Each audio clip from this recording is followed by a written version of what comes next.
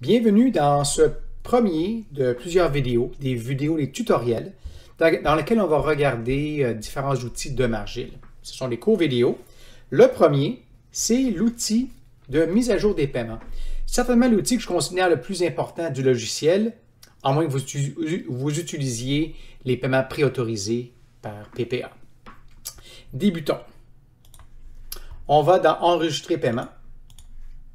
Qu'est-ce qu'il permet de faire, cet outil? C'est de trouver tous les paiements à venir, donc tous les paiements qui sont non gérés à une date spécifique. Ici, je vais aller au 1er mai 2020.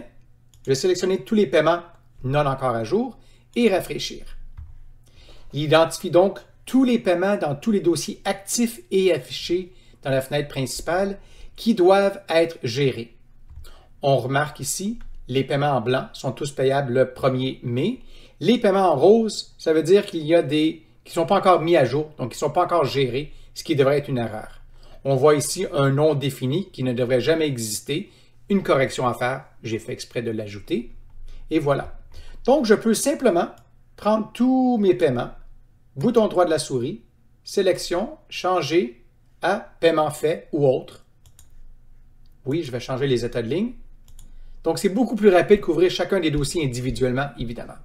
Je pourrais même ici venir dire « OK, c'est un paiement non payé » et il pourrait y avoir des frais automatiques qui s'appliquent. Et on aurait dû payer 600 $ et on remarque le 25 $ ici est chargé. Je pourrais dire « Non, je ne veux rien, finalement, je ne veux pas charger de frais. » On peut mettre un commentaire, un numéro de chèque, etc. On peut micromanager, excusez l'anglicisme, pour dire par exemple ici que c'est un paiement partiel en retard. On demande la date. Il avait dû être payé le 1er, il a payé le 6. Au lieu de payer 6 985, il a payé 250. On dit OK. Si on veut vraiment modifier le tout, on pourrait, bouton droit de la souris, ouvrir le dossier. Je ferai soumettre pour que tout soit mis à jour. Autre possibilité, je pourrais utiliser un intervalle de date. Donc, je pourrais dire du 15 avril 2020 jusqu'au 1er mai 2020 et même inclure tous les autres paiements, rafraîchir, et il me montrait tous les paiements faits, les paiements à venir, etc. Et je peux les rendre de paiements faits à paiements non payés, non payés, non payés, partiels, etc., selon ce qui se passe dans en réalité.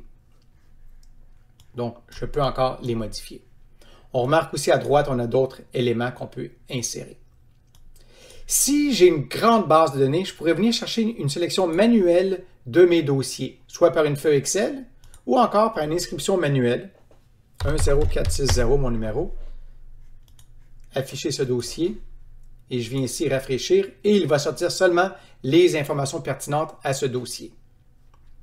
L'autre option qu'on a aussi, je pourrais, avec le bouton droit de la souris, changer la couleur de mes dossiers problématiques. Finalement, je peux faire aussi un import en lot, mais on va faire ceci dans une prochaine vidéo. Donc voilà, merci bien.